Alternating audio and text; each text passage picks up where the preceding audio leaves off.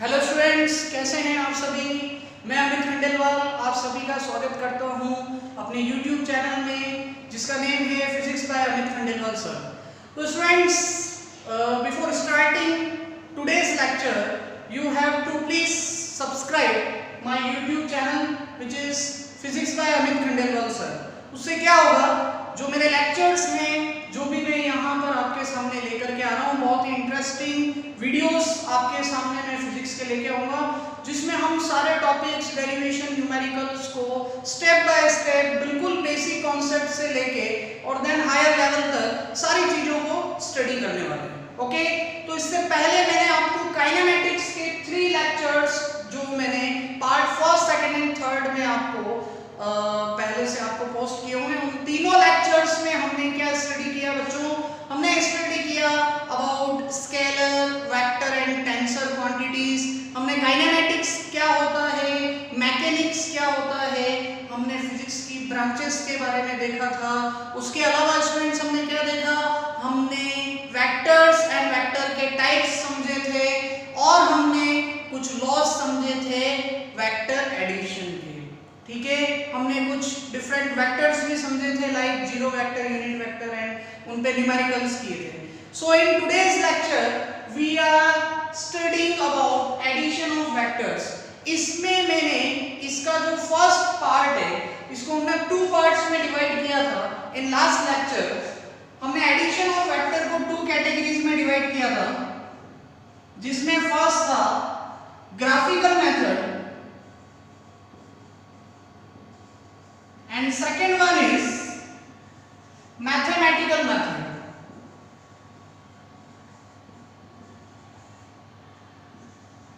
So students, ये जो 2 methods हैं, graphical method and mathematical method. In graphical method we studied about triangle law of vector addition. हमने triangle law discuss किया था, आपको ध्यान है लास्ट लेक्चर में काइनेमेटिक्स पार्ट 3 में। उसके अलावा हमने क्या डिस्कस किया था? हमने किया था parallelogram, law of vector addition, then हमने law of polygon of vector addition. ये पॉइंट्स हमने डिस्कस किए थे। किसमें डिस्कस किए थे students? In graphical method. Now today in today's lecture we will study about mathematical method of vector sum. And mathematical method हम क्या है वो समझेंगे। फार्मूला क्या है वेक्टर एडिशन का, मैथमेटिकल सम का। मैथमेटिकल एडिशन जो मेथड है वेक्टर एडिशन का, उसमें फार्मूला क्या होगा, कैसे एडिशन करते हैं, और जो रिजल्टेंट वेक्टर होगा उसका मैग्नीट्यूड एंड डायरेक्शन कैसे कैलकुलेट करते हैं, एंड इस पर न्यूमेरिकल्स किस टाइप से बनते हैं, वो चीजें हम डिस्कस करने वाले हैं। Okay, so I am starting from mathematical method of vector addition. Mathematical method of vector addition. तो बच्चों यहाँ पर ये पोर्शन आप लास्ट लेक्चर में देख चुके थे। Today I am discussing about mathematical method. Clear? तो आप फटाफट से इसको नोट कर लो या इसका स्क्रीनशॉट लो। मैं अगेन इसको रख करके यहीं से स्टार्ट करूंगा, तो मैथमेटिकल मेथड हमारा पूरा कंप्लीट होगा वहां पर जाके। क्लियर? तो देखिए मैथमेटिकल मेथड क्या होता है। ठीक है, आपने स्क्रीनशॉट ले लो इसका, आराम से उसको बाद में आप नोट्स में कंप्लीट करना। मैथमेटिकल मेथड में बच्चों अगर आप ऐसा कंसीडर करें कि आपने ट्रायंगल लॉ डिस्कस किया था। ट्रायंगल लॉ में क्या था?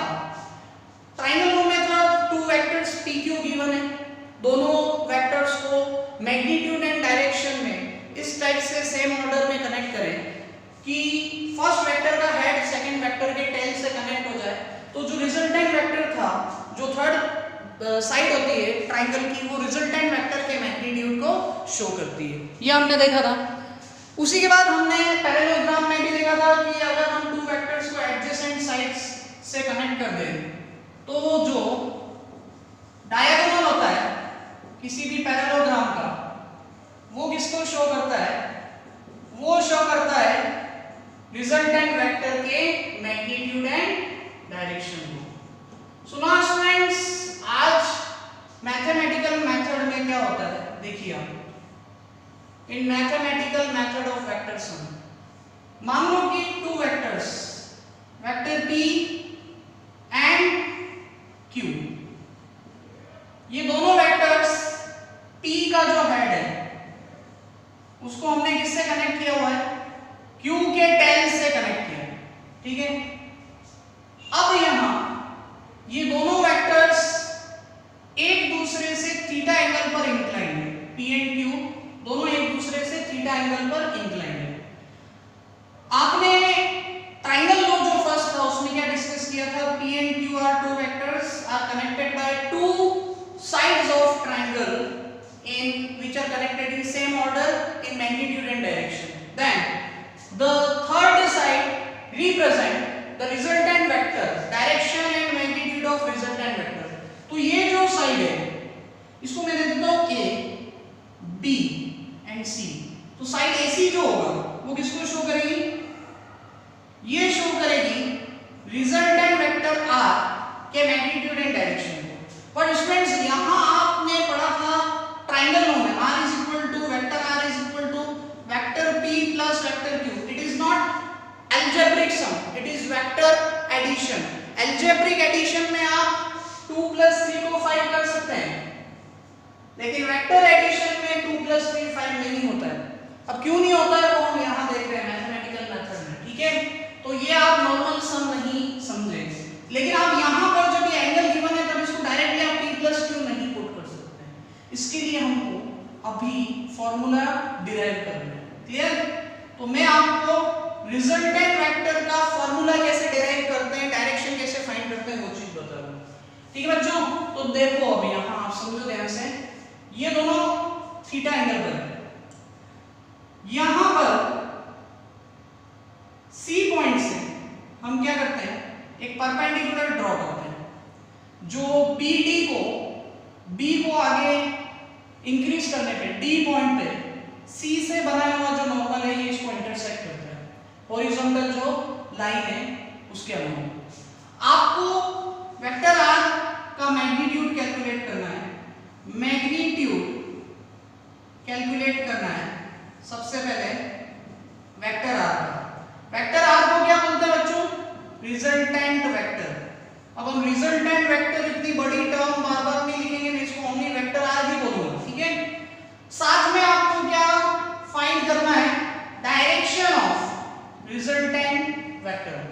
You have to calculate 2 points, first one is magnitude of resultant vector and second one is direction of resultant vector. तो अब आप देखो, मैं लेता हूं triangle ACD। In triangle ACD, triangle ACD में अगर हम देखें बच्चों तो AC स्क्वायर हाइपोटेनियस, ये हाइपोटेनियस है, ये परपेंडिकुलर है और ये ब्रांच आपकी बेस है, ठीक है। तो ये आपके पास AC square is equal to क्या होगा, AD square plus CD square, clear. Now AC को आपने क्या पुट किया है, R, vector R square. AD को आपने क्या पुट किया, AB plus BD, AB plus BD whole square. Then CD को आपने क्या पुट किया है, CD की वैल्यू हमको गिवन नहीं है, तो CD को अभी हम एज इट इज CD ही पुट करते हैं, क्लियर। मैं इसको देता हूं equation first. Now in this equation AB की वैल्यू आपको गिवन है P, बट आपको BD एंड CD की वैल्यू नहीं पता है, तो ये वैल्यू आपको फाइंड करनी होगी। How to find the value of BD and CD। Now consider triangle BCD। In triangle BCD, in triangle BCD यहां बच्चों मैं BCD कंसीडर कर रहा हूं, ये क्या है, परपेंडिकुलर। परपेंडिकुलर के सामने क्या होता है, सामने वाली ब्रांच होती है हाइपोटेनियस और रिमेनिंग ब्रांच जो है वो क्या होगा, बेस। ये परपेंडिकुलर यानी नॉर्मल, इसके जस्ट सामने होता है हाइपोटेनियस और रिमेनिंग जो ब्रांच, थर्ड ब्रांच होती है वो बेस होता है, clear. Now AB, you have to calculate the value of BD and CD. Now in this triangle sine theta, sine theta क्या होता है students? Perpendicular upon hypotenuse. Now in this triangle perpendicular is CD, hypotenuse is BC. So now I am writing here CD upon BC. और आपको value किसकी चाहिए? CD की. BC given है Q, तो आप इसको इधर क्रॉस मल्टीप्लाई करेंगे. चलो मैं इसको ऊपर लेता हूं, इसको मैं यहां ले रहा हूं, क्रॉस मल्टीप्लाई करेंगे तो BC sin theta is equal to क्या होगा? CD. दिस वैल्यू BC की वैल्यू आपको गिवन है Q. Now you have to write this value here, Q sin theta is equal to CD. Clear? Similarly इसी triangle BCD में to calculate the value BD, cos theta की value क्या होती है? हम यहां अगर cos लेते हैं, cos थीटा होती है बेस अपॉन हाइपोटेन्यूज. तो बेस क्या है student? BD and hypotenuse is BC. Cross multiply करेंगे then BD is equal to क्या होगा? क्या होगा? BC cos theta. Clear? BC की वैल्यू क्या है? BC की वैल्यू गिवन है Q, vector Q. So now the value of BD is Q cos theta. Value मिली हमको CD and BD दोनों. Now put this values CD and BD in equation first. हम equation first में ये value put करते हैं in equation first. क्या है students? Vector r square is equal to क्या मिला हमको? Vector r square is equal to AB plus BD. AB क्या है? Vector P. Now write vector P plus BD. BD की वैल्यू क्या मिली आपको? Q cos theta. Q cos theta और इन पर क्या लगेगा बच्चों? Whole square. Now you have to put whole square. Then CD square. What is the value of CD? CD is Q sin theta. Now put this value here. Q sin theta whole square. Clear? Now A plus B square value क्या होता है? A square minus P square plus 2AB 2PQ cos theta. 2AB. This one is A and this term is B. So 2PQ cos theta and plus B square. B square क्या होगा? Q square cos square theta. Clear? Now Q sin theta whole square को आप कैसे put कर सकते हैं?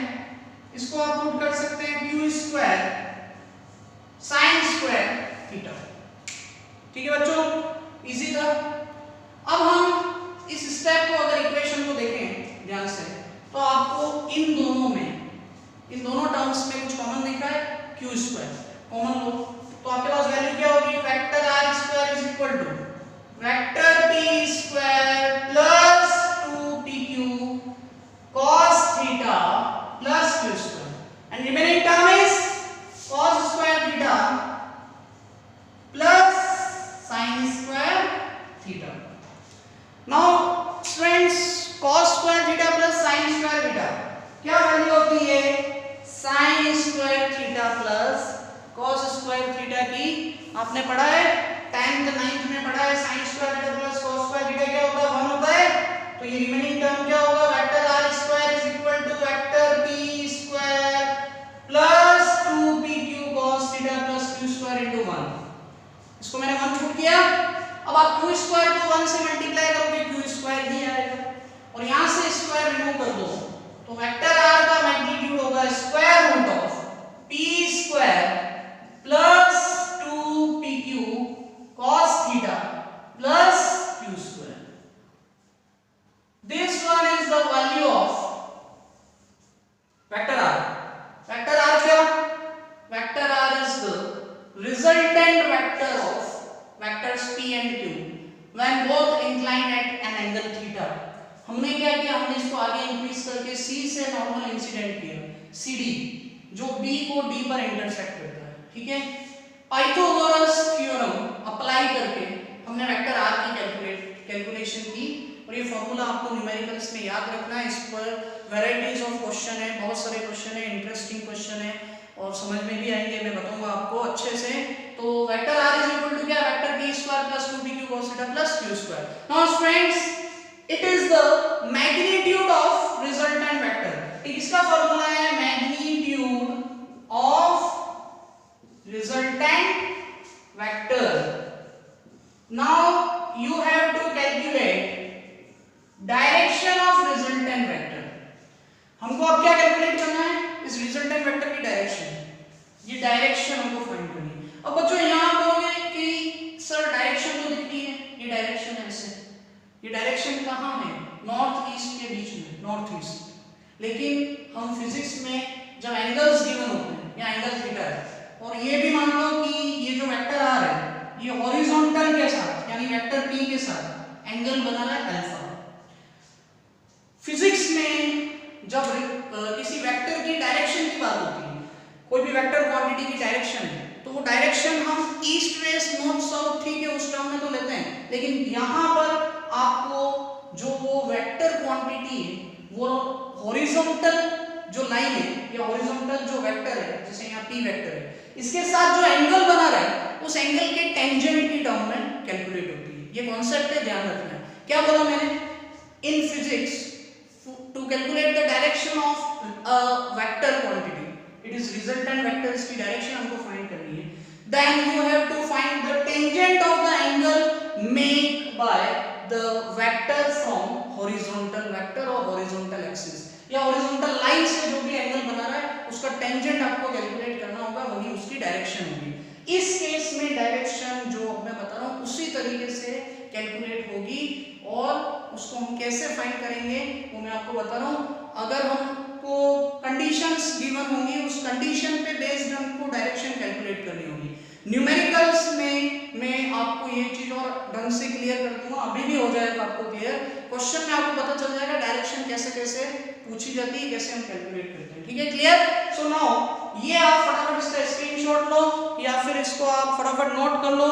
मैं अब आपको डायरेक्शन कैसे कैलकुलेट करते हैं किसी गिवन वेक्टर की वो वैल्यू बताने जा रहा हूं। How to calculate the direction of a resultant vector. ठीक है स्टूडेंट्स, नाउ सी,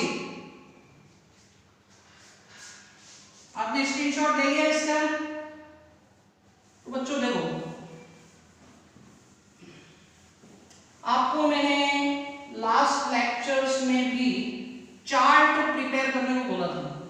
हम जो कुछ भी पढ़ रहे हैं, हम जिस चैप्टर की स्टडी कर रहे हैं उसमें जितने भी टॉपिक्स चल रहे हैं उनको आपको एक चार्ट पर नोट करना है, हर टॉपिक के फॉर्मूलेस को। फॉर्मूले नोट होने पर क्या होगा बच्चों, फॉर्मूले नोट होने पे आपका सबसे बड़ी प्रॉब्लम जो हमारी होती है कि न्यूमेरिकल को कैसे सॉल्व करना है, उसमें फॉर्मूला कौन सा लगेगा और फॉर्मूला वही क्यों लग रहा है, वो प्रॉब्लम हमारी सॉल्व होगी। कितनी बार क्वेश्चन आता है, एक ही क्वेश्चन में जो क्वांटिटी हमको कैलकुलेट करनी होती है, मान लो उसके 4 फॉर्मूले, 4 अलग अलग टर्म है। अब आपको कैसे पता चलेगा कौन सा फॉर्मूला यूज करना है, उसका बहुत इजी तरीका है। आप सबसे पहले चार्ट बना के फॉर्मूले याद रखो। याद रखने के बाद में आप जैसे ही क्वेश्चन आता है उस क्वेश्चन को लिखो कि यहाँ इसमें क्या वैल्यू गिवन है, अपने आप आपको आइडिया हो जाएगा कि उसको कैसे सॉल्व करना है। 4 में से कौन सा formula, which formula will apply in the numerical. ठीक है, तो चार्ट बना लेना, बना के देखो 5-5 फॉर्मूले डेली अपने स्टडी रूम में टेबल के वहां लगा लो, 5 फॉर्मूलाज डेली स्टडी करो, ऑटोमेटिक आपका कॉन्फिडेंस धीरे धीरे यहाँ आ जाएगा, फिजिक्स आपको बहुत इजी लगने लग जाएगी, सारे कॉन्सेप्ट्स क्लियर हो जाएंगे। ठीक है, ऐसे ही बहुत इंटरेस्टिंग सब्जेक्ट है, रटने वाली कोई बात ही नहीं है, पूरा कॉन्सेप्ट पे चलता है, इंटरेस्टिंग चीजें हैं, प्रैक्टिकल लाइफ से रिलेटेड है। और जैसे जैसे आप 11th 12th आगे IIT नीट वगैरह कंपटीशन, बीटेक बीएससी या कोई भी कोर्स करते हैं साइंस का, सब में फिजिक्स केमिस्ट्री कंपलसरी सब्जेक्ट है, पढ़ो इसको, बहुत इंटरेस्टिंग सब्जेक्ट है। ठीक है, now see how to calculate the direction of resultant vector, direction of r। So students, direction of resultant vector find करने के लिए मैंने आपको अभी क्या बताया था, आपको टेंजेंट फाइंड करना है इस एंगल का।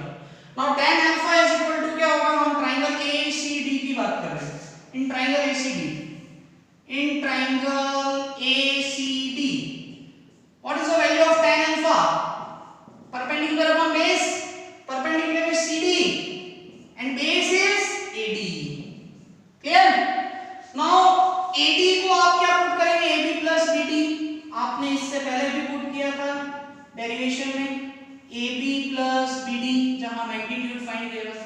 Clear? CD and BD, CD की वैल्यू आपने क्या फाइंड की थी? Q sin theta.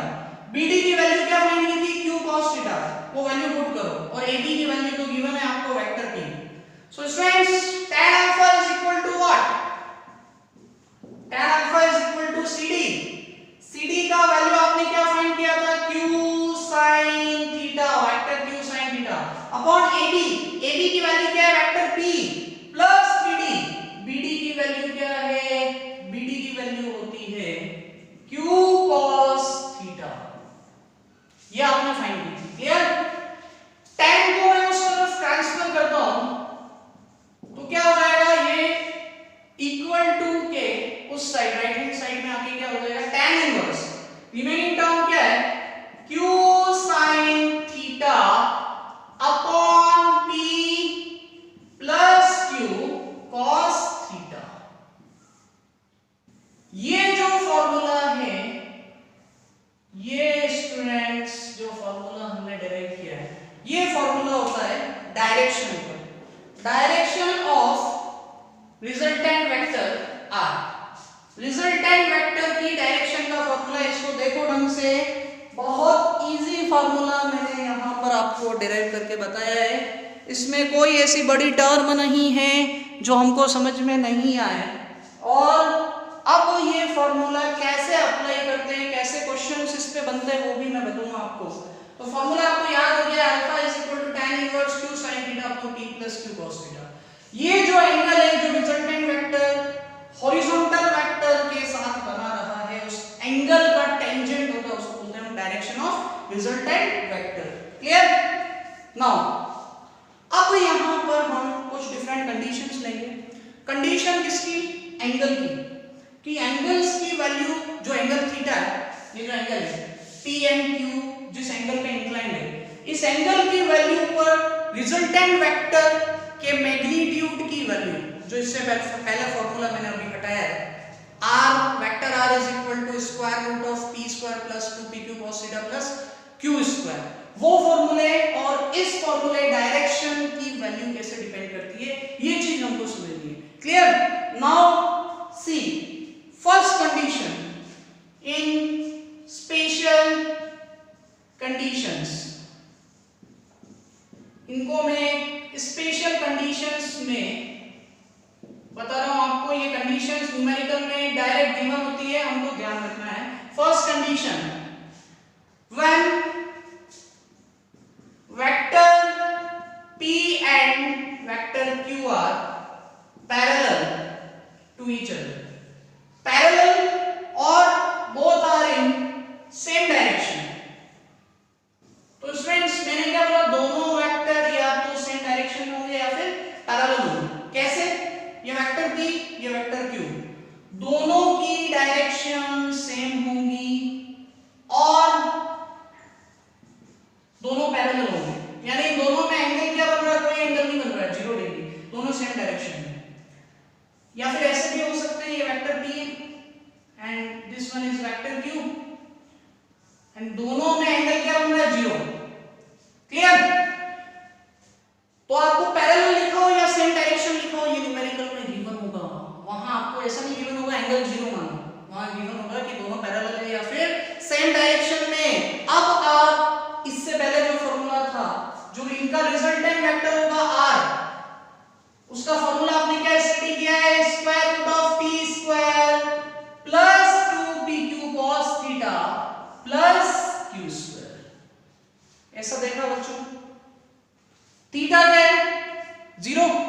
Put the value of theta here, then you have the value vector P square plus 2PQ cos 0 प्लस vector Q square. Clear? cos 0 की value क्या होती है स्टूडेंट्स? 1 यहां पुट करोगे तो इससे मल्टीप्लाई होकर वैल्यू यही आ जाएगी। आप 1 को किसी भी क्वांटिटी से मल्टीप्लाई करोगे, वैल्यू सेम होगी। और इसको आप क्या पुट कर सकते हैं? P square plus 2PQ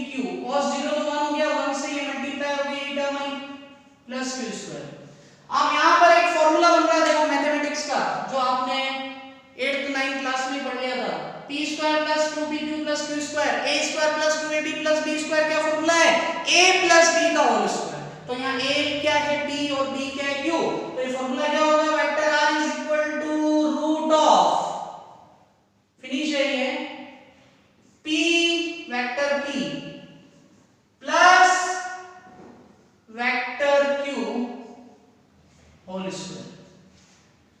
vector r is equal to square root of p plus q, vector p plus q का होल स्क्वायर। ये वेक्टर सम है, नॉर्मल सम नहीं है, ठीक है। लास्ट स्टेप में वहां लिख रहा हूं, then vector r is equal to क्या होगा बच्चों, स्क्वायर रूट से स्क्वायर कैंसिल होगा, r की वैल्यू किसके equal, p plus q। Vector r is equal to vector p plus vector q। It is vector addition, बार-बार मैं वेक्टर एडिशन बोल रहा हूं, it is not normal mathematical sum. 2 + 3 = 5 नहीं है, ये अलग चीज है बिल्कुल। कैसे है न्यूमेरिकल में बताऊंगा, ठीक है, फिलहाल याद रखो। इसका मीनिंग क्या है, जो रिजल्टेंट वेक्टर है उसकी डायरेक्शन जो 2 वेक्टर्स है उन दोनों के, उसका जो मैग्नीट्यूड है वो इन दोनों वेक्टर्स के वेक्टर सम के इक्वल है। यानी कि जो दोनों वेक्टर्स की डायरेक्शन है उसी डायरेक्शन में इनका जो रिजल्टेंट वेक्टर होगा r, उसकी डायरेक्शन भी होगी। तो यहां पर vector r is in the direction of both vectors p and q, दोनों की डायरेक्शन सेम है, r की डायरेक्शन भी वही होगी। ये ठीक उस तरीके से जैसे मान लो कि यहां कोई चेयर रखी है, मैं उस पर फोर्स लगा रहा हूं और एक और कोई दूसरा कैंडिडेट है वो भी फोर्स लगा रहा है, हम दोनों फोर्स इधर लगा रहे हैं, चेयर कहां जाएगी, चेयर भी इधर जाएगी। तो जो रिजल्टेंट फोर्स यहां लगा, हम दोनों का अलग अलग जो फोर्स था उसका रिजल्टेंट फोर्स है वो फॉरवर्ड है, हमारा फोर्स फॉरवर्ड है तो वो भी फॉरवर्ड ही होगी। तो यहां पर भी vector r is equal to क्या होगा, vector p plus vector q, दोनों के वेक्टर सम के इक्वल होगा। क्लियर। इसको आप अगर डायरेक्शन को और समझना चाहें, यहां थीटा 0 रखो, यहां थीटा 0 रखोगे, साइन 0 क्या होता है, 0, एंगल 0 माना है आपने, यहां 0 रख दो, साइन 0 0 होता है। अब ये पूरी टर्म 0 हो गई, अब यहाँ नीचे कुछ भी हो, यहाँ बोलिए नॉन जीरो टर्म है, ऊपर 0 आ गया तो उसका आप डिवाइड करेंगे तो 0 ही होगा। और tan इनवर्स 0, tan में 0 किसकी वैल्यू होती है पता है, tan 0 की ही वैल्यू होती है, tan 0 की वैल्यू आपके पास में 0 ही होती है, यानी कोई डायरेक्शन नहीं, 0 डिग्री यानी सेम डायरेक्शन। तो आप एंगल रख के भी डायरेक्शन कैलकुलेट कर सकते हैं और यहाँ डायरेक्ट भी लिख सकते हैं, कोई प्रॉब्लम नहीं है, ठीक है बच्चों। कंडीशन नंबर फर्स्ट ध्यान रखना है, न्यूमेरिकल में डायरेक्ट ये फॉर्मूला अप्लाई करेंगे, जब भी लिखा होगा when both vectors are parallel और इन सेम डायरेक्शन, सीधा ये फॉर्मूला अप्लाई करना है। इस फॉर्मूले को अप्लाई नहीं करना है, ये करोगे अप्लाई तो इतनी सारी स्टेप अननेसेसरी रिपीट करनी होंगी, टाइम वेस्ट होगा, सीधा ये अप्लाई करना है, direction r is in the direction of both vectors, ये लिखना है, क्वेश्चन फिनिश, ठीक है। Now C condition number 2, second condition. In second condition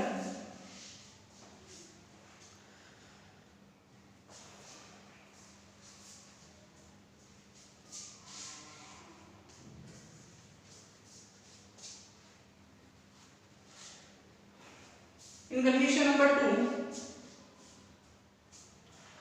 मैं बच्चों इसको रिमूव कर रहा हूं, आप स्क्रीनशॉट ले लो या फिर नोट कर लो, इसको जल्दी से स्क्रीनशॉट ले लो, बाद में नोट कर लेना, पॉज करके देख लेना उसको, ठीक है। अब देखिए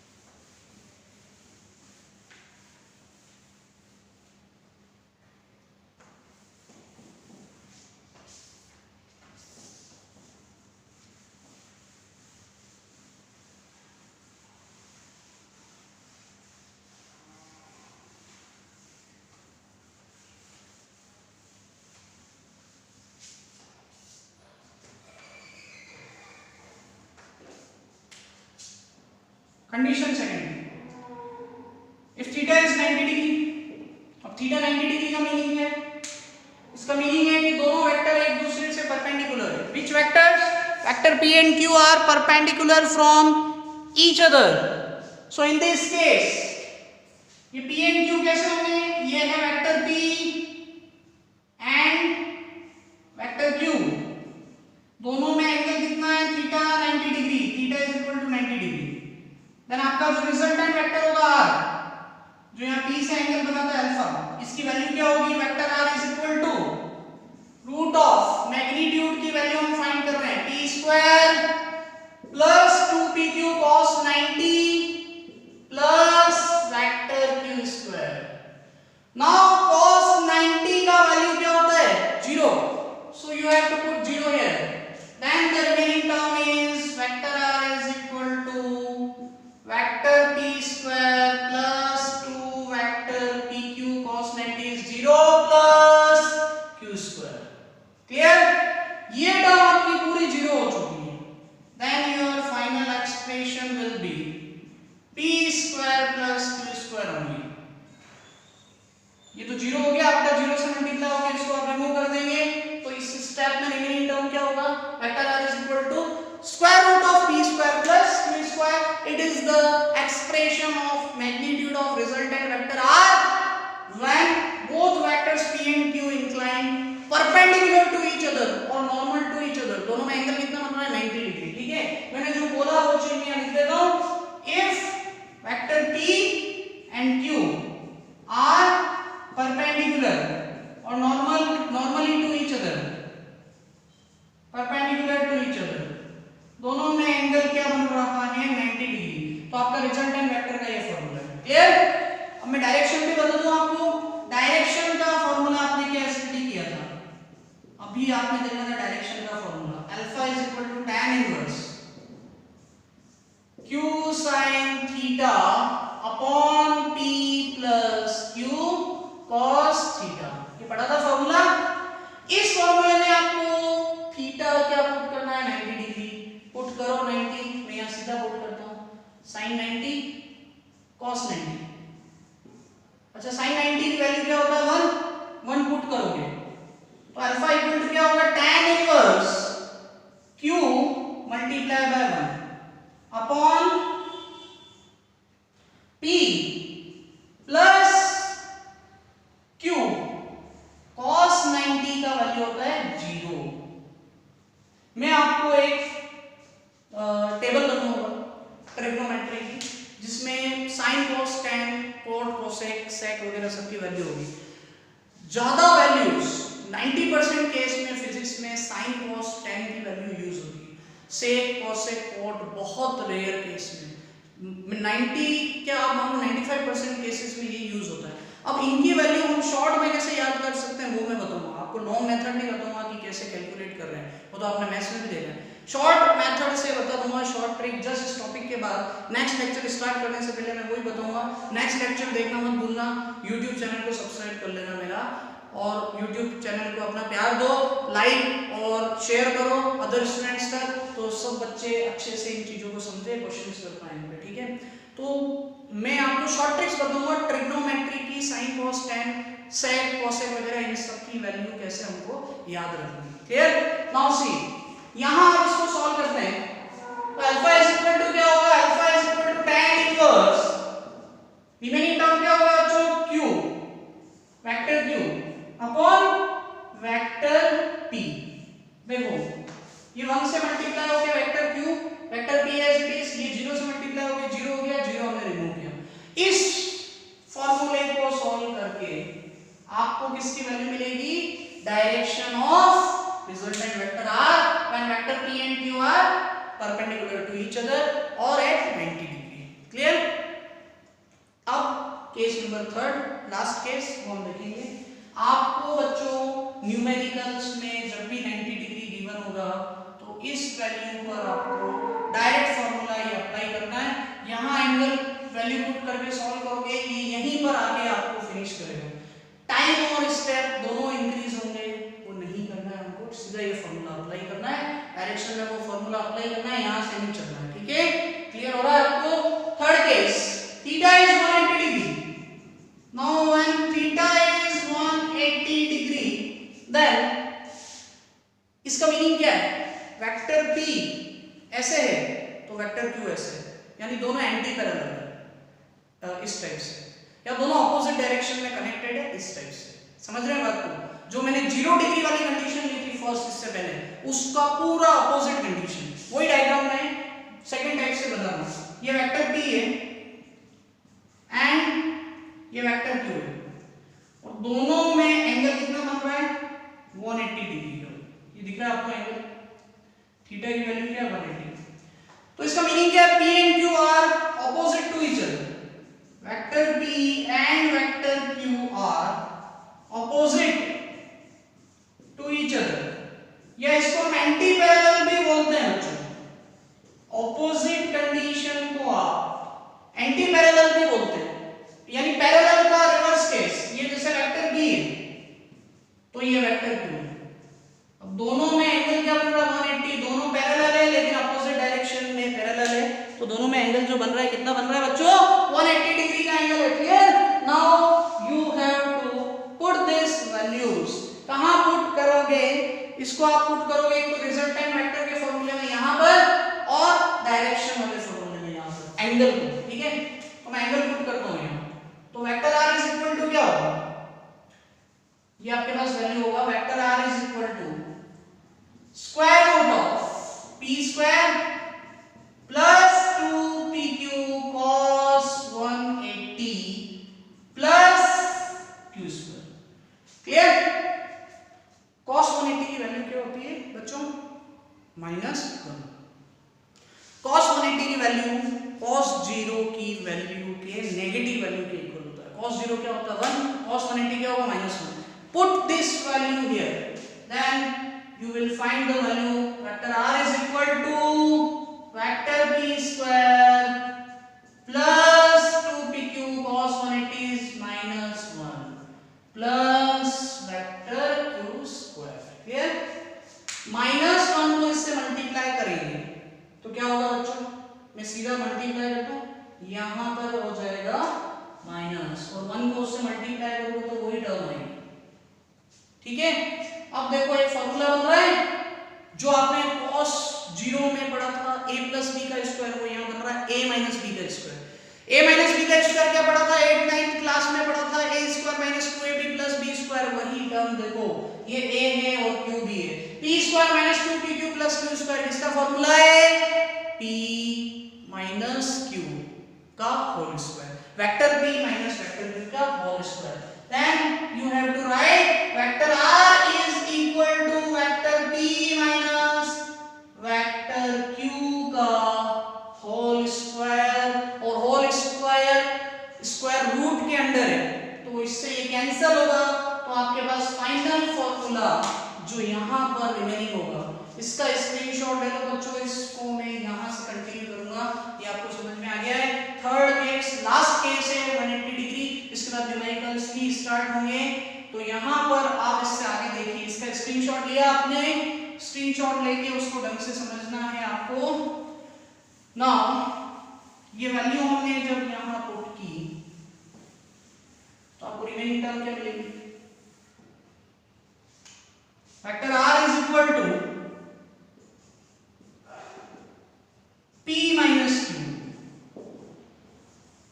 p minus q, square root से स्क्वायर कैंसिल, तो ये वैल्यू क्या होगा p minus q। क्लियर? ये बच्चों p minus q की जगह q minus p भी हो सकता है। अब वो कैसे होगा और कब होगा वो डिपेंड करेगा इनमें से जो वेक्टर ज्यादा मैग्नीट्यूड का है, p एंड q, इन दोनों में से जो वेक्टर ज्यादा मैग्नीट्यूड का है, यहाँ मैंने p को ज्यादा माना है, q को कम लेंथ का माना है, p की लेंथ ज्यादा है, मैग्नीट्यूड ज्यादा है, q की लेंथ थोड़ी कम है, मींस मैग्नीट्यूड कम है, लेंथ ही मैग्नीट्यूड को शो करती है, तो इसलिए ये p minus q आ रहा है।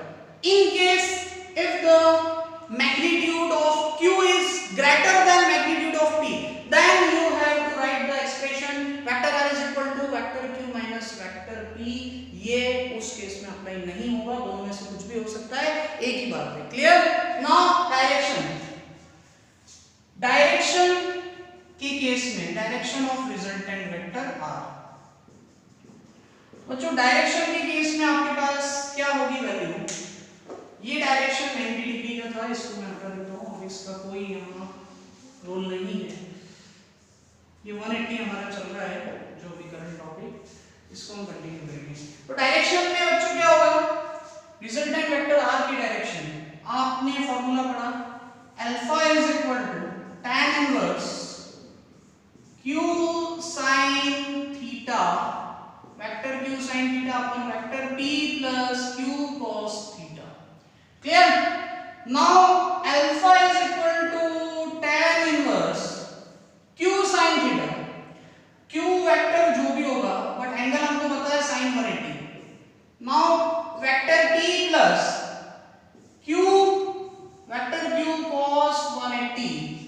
Now to solve this equation alpha is equal to क्या होगा tan इनवर्स sin 180 की वैल्यू क्या होता है स्टूडेंट्स, sin 180 की वैल्यू होती है 0, तो ये वैल्यू क्या आएगी आपके पास q multiply by 0 upon p plus cos 180 की वैल्यू क्या होता है, cos 180 की वैल्यू होता है -1। अब यहां पर 0 आ गया तो ये टर्म मल्टीप्लाई होकर 0 ही होगी, और 0 होगा तो आप नीचे नॉन जीरो टर्म को 0 में डिवाइड करोगे आंसर तो 0 ही आएगा। तो ये वैल्यू सॉल्व होने के बाद क्या होगा alpha is equal to tan inverse 0, और tan में 0 किसकी वैल्यू है, tan 0 ही 0 होता है, ठीक है। तो आप यहां पर इसकी वैल्यू क्या लिखेंगे 0 डिग्री, यानी रिजल्टेंट वेक्टर की डायरेक्शन किसके अलोंग होगी, इनमें से जो ग्रेटर मैग्नीट्यूड वाला वेक्टर होगा उसकी डायरेक्शन होगी। इसका मीनिंग ये निकलता। आप चाहो तो इसको मत सॉल्व करो, 180 मत रखो, कोई प्रॉब्लम नहीं है, यहाँ जो थीटा 180 रखा।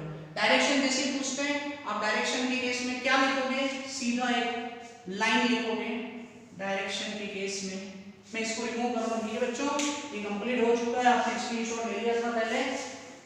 डायरेक्शन ऑफ रिजल्टेंट वेक्टर के केस में आप सीधा एक टर्म लिखेंगे, the direction of resultant vector are along the vector having greater magnitude। इनमें से जिस वेक्टर का मैग्नीट्यूड ग्रेटर होगा उस वेक्टर की डायरेक्शन क्या होगा, रिजल्टेंट वेक्टर r की डायरेक्शन। समझ में आई बात आपको, यानी p की डायरेक्शन ऐसे, q की डायरेक्शन ऐसे। अब दोनों में से p का मैग्नीट्यूड ज्यादा है तो जो रिजल्टेंट वेक्टर r होगा उसकी डायरेक्शन भी फॉरवर्ड ही होगी। लेकिन मान लो अगर q का मैग्नीट्यूड ज्यादा है तो जो r होगा उसकी डायरेक्शन q की डायरेक्शन के अलोंग होगी। बहुत इजी है ये, सीधा इसी तरीके से जैसे कुर्सी रखी उसको एक स्टूडेंट इधर से पुल कर रहा है, एक इधर से पुल कर रहा है, इधर वाला ज्यादा फोर्स लगा रहा है तो कुर्सी किधर जाएगी, इधर जाएगी, बस वही बात है।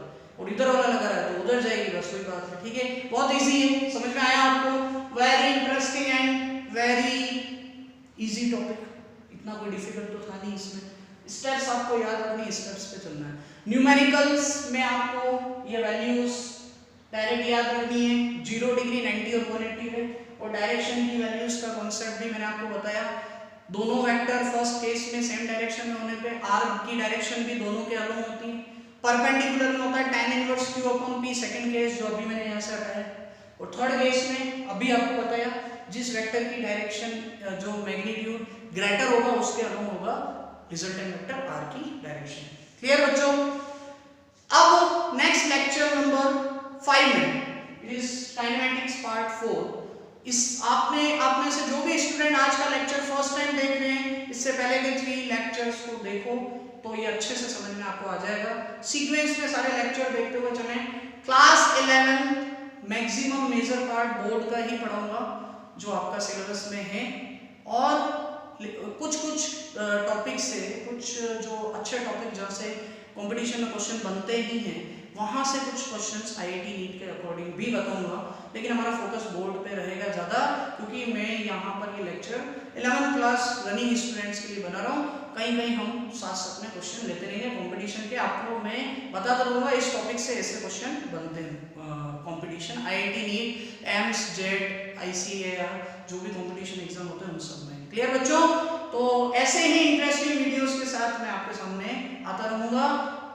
अब नेक्स्ट क्लास जो न्यूमेरिकल्स वाली होगी उसको देखने से पहले यहाँ तक कंप्लीट कर लो अच्छे से, तो आपको सारी चीजें क्लियर रहेगी, ठीक है। तो good bye, have a nice day. जाने से पहले अगेन मेरा जो यूट्यूब चैनल है physics by Amit Khandelwal sir Udaipur, इसको आप सब्सक्राइब कर लीजिए, पास वाला बेल आइकन प्रेस कर दीजिए, लाइक कीजिए, आपको अच्छा लगता है तो लाइक करना ही चाहिए, जैसे कि हम फेसबुक वगैरह पे भी करते हैं, मैं खुद भी करता हूँ। उससे हमको दूसरे जो टीचर्स वगैरह होते हैं उनको अप्रिसिएशन मिलता है, उनको पता चलता है कि हाँ हमारा जो कंटेंट है वो बच्चों को पसंद आ रहा है और वो इंटरेस्ट ले रहे हैं, ठीक है। और अदर स्टूडेंट तक शेयर कीजिए, जो भी दूसरे बच्चे आपके फ्रेंड्स वगैरह हैं दूसरे स्कूल्स के जहाँ के भी हो, तो ये कंटेंट अभी आप घर बैठे अच्छे से समझें, आपकी प्रिपरेशन आगे अच्छे से हो। तो best of luck for future, good bye, have a nice day.